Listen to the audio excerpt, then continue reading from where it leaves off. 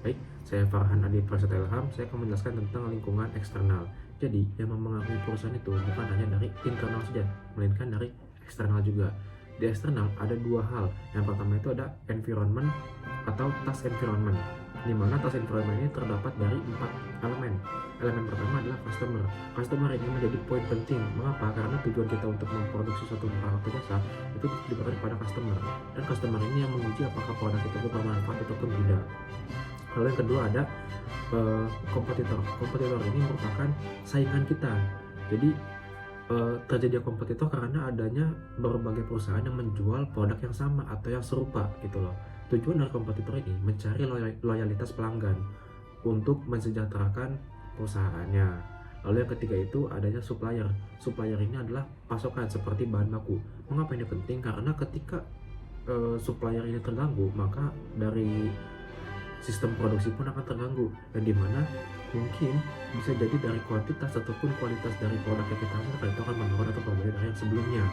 Dan jika itu terjadi, maka bisa saja kita kehilangan dari customer atau pelanggan. Lalu yang keempat adalah labor market. Labor market ini adalah seperti orang-orang yang siap untuk bekerja. Ketika perusahaan membutuhkan sumber daya manusia lainnya, seperti perusahaan mengetahui bahwa dia keluar dari bidang marketing, maka mereka bisa membuka lowongan pekerjaan untuk merekrut pekerja baru yang sesuai dengan kriteria yang sudah disiapkan. Lalu di bidang lain itu atau dalam elemen lain ada dari general environment, di mana itu salah satu adalah teknologi. Mengapa teknologi termasuk ke situ? Karena kita seperti yang kita tahu, teknologi itu memiliki perubahan yang sangat cepat. Tiap tahun, bahkan tiap harinya pun ada inovasi atau terobosan baru.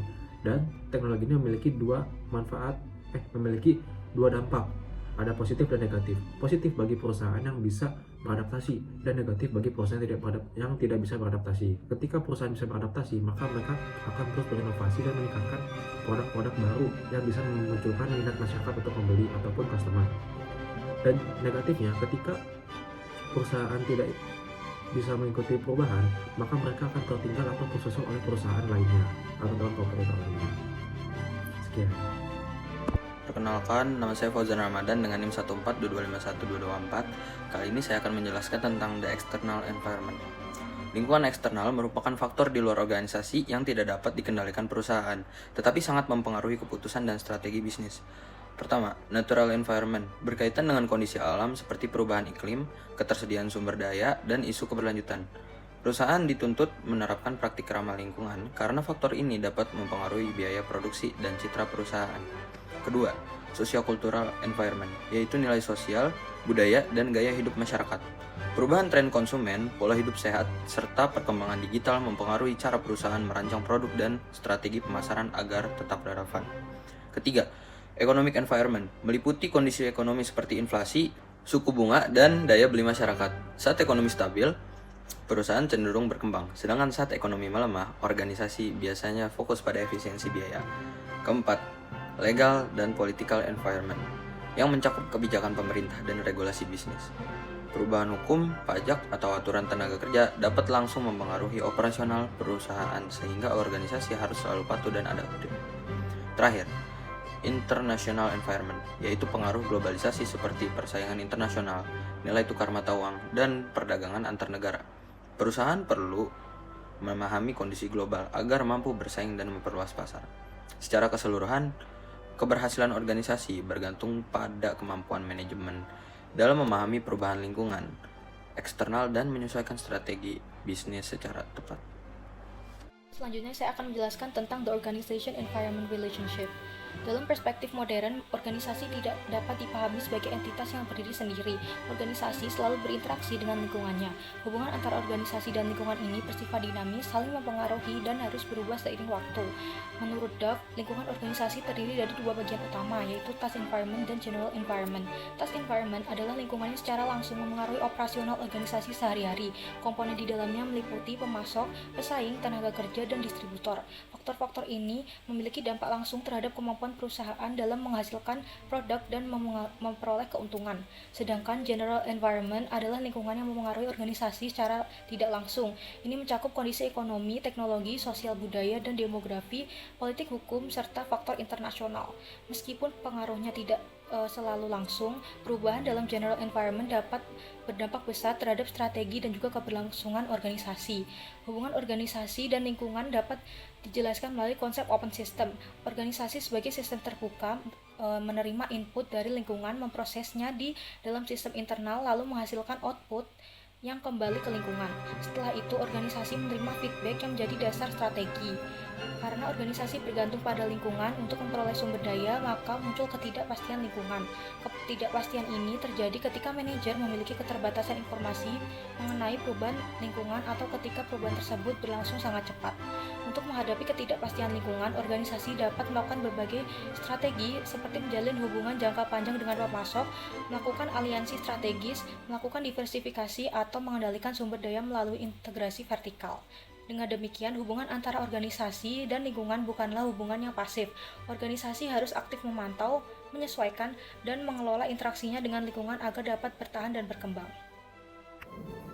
Perkenalkan, nama saya Arvinia Parmawati Sanis dengan NIM 142251200. Kali ini saya akan membahas materi chapter 3 bagian lingkungan internal, yaitu budaya perusahaan.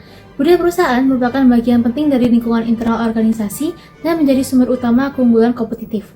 Budaya yang selaras dengan lingkungan eksternal dan strategi perusahaan mampu membentuk karyawan yang berkomitmen tinggi sehingga menciptakan organisasi berprestasi dan sulit ditiru. Nah, budaya dapat menjadi kekuatan positif, tetapi juga berpotensi menimbulkan perilaku negatif apabila nilai yang ditanamkan oleh pimpinan tidak etis. Nah, budaya organisasi dapat dianalisis pada dua tingkat. Pertama, artefak yang terlihat seperti cara berpakaian, tata ruang kantor, simbol fisik, dan upacara organisasi. Yang kedua, nilai, keyakinan, dan asumsi dasar yang lebih dalam dan seringkali tidak disadari, namun sangat kuat dalam mengarahkan perilaku karyawan. Ya, nilai budaya ditanamkan dan diperkuat melalui beberapa elemen utama, yaitu yang pertama ada simbol seperti ruang kerja terbuka atau fasilitas fisik. Yang kedua ada cerita, yaitu kisah nyata yang menggambarkan nilai perusahaan. Nah, yang ketiga ada pahlawan, yaitu figur teladan yang mewakili nilai inti organisasi. Yang keempat ada slogan yang secara singkat mengekspresikan nilai inti. Yang kelima upacara, yaitu perayaan atau kegiatan simbolik yang berkuat identitas dan nilai budaya. Secara keseluruhan, budaya perusahaan adalah fondasi yang membentuk perilaku, keputusan, dan kinerja organisasi. Budaya yang kuat, positif, dan konsisten dengan strategi perusahaan akan menjadi aset penting dalam mencapai keberhasilan jangka panjang. Saya Malahayati Suradiputri dengan NIM 142251240. Pada bagian ini, saya akan menjelaskan tentang types of corporate culture menurut Duff. Duff membagi organisasi berdasarkan dua dimensi utama, yaitu fokus organisasi dan orientasi terhadap stabilitas atau fleksibilitas. Fokus organisasi bisa mengarah ke internal atau eksternal, sedangkan orientasi bisa menekankan stabilitas dan kontrol atau fleksibilitas dan perubahan. Nah, dari kombinasi dua dimensi tersebut muncul 4 tipe budaya. Pertama, adaptability culture, yaitu budaya yang berfokus pada lingkungan eksternal dan bersifat fleksibel. Organisasi dengan budaya ini mendorong inovasi, kreativitas, serta respon cepat terhadap perubahan pasar. Yang kedua, ada achievement culture, yang juga berfokus pada lingkungan eksternal, tetapi menekankan stabilitas dan pencapaian hasil. Organisasi menetapkan target yang jelas, yang sangat berorientasi pada kinerja serta daya saing. Yang ketiga, ada involvement culture, yang berfokus pada lingkungan internal dan fleksibel. Budaya ini menekankan partisipan karyawan, kerja sama tim, serta mengembangkan sumber daya manusia. Dan yang terakhir, ada consistency culture, yang berfokus pada lingkungan internal dan stabilitas. Organisasi dengan budaya ini mengutamakan prosedur yang jelas, koordinasi yang kuat, serta efisiensi operasional. Jadi perbedaan utama keempat budaya ini terletak pada apakah organisasi lebih fokus ke dalam atau keluar, serta apakah lebih fleksibel atau lebih menekankan stabilitas. Perkenalkan, nama saya Jeremy Rebriliantoro dengan NIM 142251234. Dan kali ini saya akan menjelaskan materi mengenai Shaping Corporate Culture for Innovative Responses. Jadi, pengertian dari corporate culture ini adalah nilai, norma, keyakinan, dan juga perilaku yang membentuk cara organisasi berpikir dan juga bertindak. Dan budaya yang mendukung inovasi memungkinkan perusahaan merespons perubahan pasar dengan cepat, kreatif, dan adaptif. Dan adapun karakteristik budaya yang mendukung inovasi, yang pertama adanya keterbukaan terhadap ide baru, yang kedua toleransi terhadap risiko dan kegagalan, dan juga yang ketiga kolaborasi lintas fungsi, yang keempat kepemimpinan visioner, dan juga yang terakhir adanya fokus pada pembelajaran berkelanjutan. Dan adanya juga peran kepemimpinan, yaitu pemimpin berperan dalam menjadi role model, perilaku inovatif, memberikan ruang eksperimen, mengalokasikan sumber daya untuk R&D, dan juga mengapresiasi kreativitas. Dan adapun juga strategi untuk membentuk budaya inovatif, yaitu menetapkan visi inovasi yang jelas, menciptakan sistem reward berbasis kreativitas, membangun komunikasi terbuka, mengurangi birokrasi berlebihan, dan juga mendorong eksperimen skala kecil. Lalu ada juga tantangan dalam membangun budaya inovatif, antara lain resistensi terhadap perubahan, struktur organisasi terlalu kaku, kurangnya dukungan manajemen, dan juga takut gagal dan kehilangan posisi. Dan yang terakhir adanya dampak budaya inovatif, yaitu respon cepat terhadap perubahan pasar, peningkatan daya saing, produk dan layanan lebih relevan, dan juga kinerja jangka panjang yang lebih stabil. Kesimpulannya adalah, shaping corporate culture for innovative responses berarti menciptakan lingkungan kerja yang terbuka, kolaboratif dan juga inklusif, serta berani mengambil resiko, sehingga organisasi mampu beradaptasi dan terus berkembang di tengah perubahan. Di sini saya akan membahas keterkaitan antara external environment dengan kasus Indomie. Seperti yang kita tahu bahwa Indomie itu memiliki pelanggan yang sangat banyak karena mereka menawarkan berbagai macam rasa. Ada dua tipe, ada mie kuah atau mie goreng, di mana setiap tipe itu memiliki rasa beragam seperti mie rendang, mie Aceh, yang dimana Indomie itu menyesuaikan dengan target pasarnya masing-masing. Dan para pelanggan pun yang mungkin bisa bosan dengan rasa itu aja, maka bisa memilih opsi lain di rasa dari segi mie Indomie ini. Namun di balik itu ada tantangan bagi Indomie seperti banyaknya pesaing, ada mie sedap dan mie yang lainnya, yang dimana mereka juga menawarkan rasa-rasa yang variatif. Itu bisa menurunkan daya beli masyarakat terhadap Indomie. Lalu dari segi ekonomi itu dapat mempengaruhi bagaimana Indomie ini bekerja. Ketika produk-produk bahan baku yang mereka butuhkan itu meningkat, akan semakin membesarkan peluang mereka menaikkan harga. Dan ketika harga itu naik, maka konsumen bisa beralih kepada produk yang lain karena bahan baku seperti gandum itu masih mengimpor dari luar.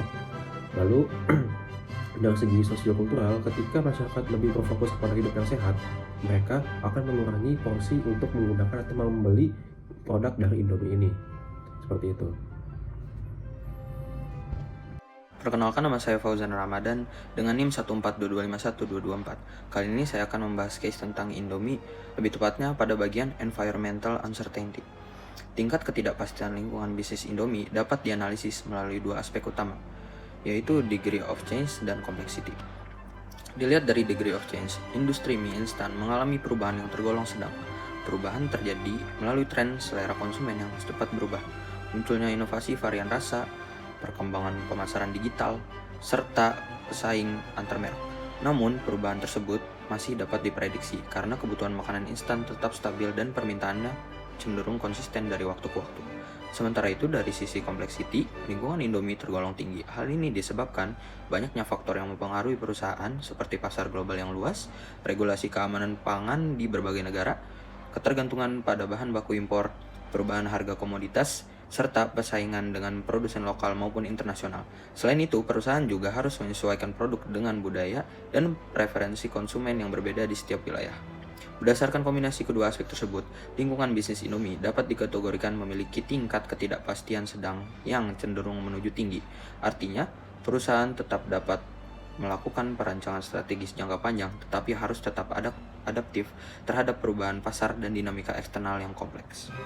Selanjutnya saya akan menjelaskan mengenai Indomie dalam perspektif Organization Environment Relationship, khususnya sebagai open system dan ketergantungan terhadap sumber daya eksternal atau resource dependent. Pertama, dalam teori manajemen menurut Duff, organisasi ini dipandang sebagai open system, yaitu sistem terbuka yang terus berinteraksi dengan lingkungan eksternal. Artinya, perusahaan tidak dapat berdiri sendiri karena membutuhkan input dari luar, mengolahnya dalam proses internal, lalu menghasilkan input yang kembali ke lingkungan dan mendapatkan feedback. Jika kita melihat Indomie sebagai bagian dari Indofood, perusahaan ini jelas merupakan open system. Dari sisi input, Indomie membutuhkan bahan baku seperti gandum impor, minyak sawit, bumbu, tenaga kerja, modal, teknologi, serta regulasi dari pemerintah. Semua itu berasal dari lingkungan eksternal. Kemudian dalam proses internal, perusahaan mengolah bahan baku tersebut melalui kegiatan produksi, quality control, distribusi, dan strategi pemasaran. Output yang dihasilkan adalah produk mie instan Indomie, keuntungan perusahaan, lapangan kerja, serta kontribusi pajak bagi negara. Setelah itu, perusahaan menerima feedback berupa respon konsumen, perubahan selera pasar, fluktuasi harga bahan baku hingga kebijakan pemerintah yang baru. Siklus ini terus berlangsung sehingga menunjukkan bahwa Indomie sangat bergantung pada lingkungan eksternal. Selanjutnya, berdasarkan teori resource dependent, organisasi memiliki ketergantungan terhadap sumber daya luar. Ketergantungan ini dapat menimbulkan resiko terutama jika sumber daya tersebut tidak dapat dikendalikan sepenuhnya oleh perusahaan. Dalam kasus Indomie, salah satu ketergantungan utama adalah gandum impor. Indonesia bukan produsen gandum besar sehingga perusahaan sangat bergantung pada pasar global dan nilai tukar rupiah. Jika harga gandum naik atau terjadi krisis global, maka biaya produksi akan meningkat. Selain itu, Indomie juga bergantung pada jaringan distribusi retail modern dan distribusi regional. Jika terjadi gangguan pada rantai pasok, maka penjualan tersebut dapat berdampak. Untuk mengelola resiko tersebut, perusahaan melakukan beberapa strategi. Yang pertama, diversifikasi pemasok agar tidak bergantung pada satu sumber saja. Kedua, ekspansi dan produksi di berbagai negara untuk mengurangi resiko logistik dan fluktuasi nilai tukar. Ketiga, integrasi vertikal seperti kepemilikan Bogasari sebagai pemasok tepung sehingga sebagian sumber daya yang dapat dikendalikan secara internal. Dalam konteks lingkungan internal, budaya perusahaan berperan penting dalam mendukung strategi bisnis. Budaya perusahaan Indomie yang berada di bawah naungan Indofood memiliki nilai inti, artefak, dan asumsi dasar. Yang pertama, dan nilai inti Indomie sendiri tercermin dari praktik dan arah bisnisnya. Ada efisiensi dan produktivitas, lalu konsistensi kualitas, orientasi konsumen massal, inovasi bertahap, dan disiplin operasional. Yang kedua, ada artefak budaya. Dan artefak sendiri adalah hal-hal yang terlihat dan mudah diamati. Itu ada pabrik berskala sangat besar dan otomatis, standar operasional atau SOP yang ketat, kemasan sederhana tapi ikonik, dan distribusi nasional dan global. Yang ketiga, ada asumsi dasar. Nah, asumsinya tidak tertulis tapi diyakini bersama. Itu ada harga terjangkau sebagai kunci keberhasilan pasar, lalu ada skala besar menurunkan biaya per unit. Nah, budaya tersebut berkaitan dengan materi TM 3 di sebuah lingkungan internal, yaitu budaya perusahaan, yang dimana dengan menerapkan nilai-nilai tersebut mendorong karyawan untuk bekerja sesuai standar yang ketat, meminimalkan pemborosan, dan menjaga produktivitas tinggi. Selain itu, membentuk pola pikir manajemen di karyawan untuk selalu mengutamakan volume produksi dan efisiensi biaya dibandingkan diferensiasi produk yang bersifat eksklusif. Oleh karena itu, budaya perusahaan Indomie yang menekankan efisiensi dan disiplin operasional mendukung strategi biaya rendah melalui proses produksi massal yang menekan biaya per unit. Sehingga Indomie dapat menawarkan harga yang terjangkau dengan kualitas yang konsisten dan membangun keunggulan kompetitif yang sulit ditiru pesaing. Jika kita mengaitkan teori types of culture dengan kasus Indomie, kita dapat melihat bahwa perusahaan ini paling mendekati dua tipe budaya. Pertama, achievement culture. Indomie sangat berorientasi pada hasil dan posisi pasar. Perusahaan ini mempertahankan status sebagai market leader dan terus memperluas pasar internasional. Hal ini menunjukkan fokus yang kuat pada pencapaian target dan daya saing eksternal. Yang kedua, terdapat unsur consistency culture. Indomie memiliki sistem produksi yang terstandarisasi, distribusi yang luas dan stabil, serta kontrol operasional yang kuat. Ini menunjukkan penekanan pada efisiensi dan stabilitas internal. Namun, jika kita bandingkan dengan adaptability culture yang sangat fleksibel dan inovatif, Indomie tampak lebih dominan pada achievement dan konsistensi. Strateginya masih banyak bertumpu pada efisiensi dan penguatan posisi pasar, bukan inovasi radikal. Dengan demikian, budaya Indomie dapat kita kategorikan sebagai kombinasi achievement dan consistency culture. Kali ini saya juga akan membahas case tentang Indomie di bagian evaluasi dan inovatif responses. Muncul pertanyaan, apakah budaya Indomie adaptif terhadap tren makanan sehat yang sedang beredar. Indomie berada di bawah Indofood dan dikenal sebagai merek mie instan mass market.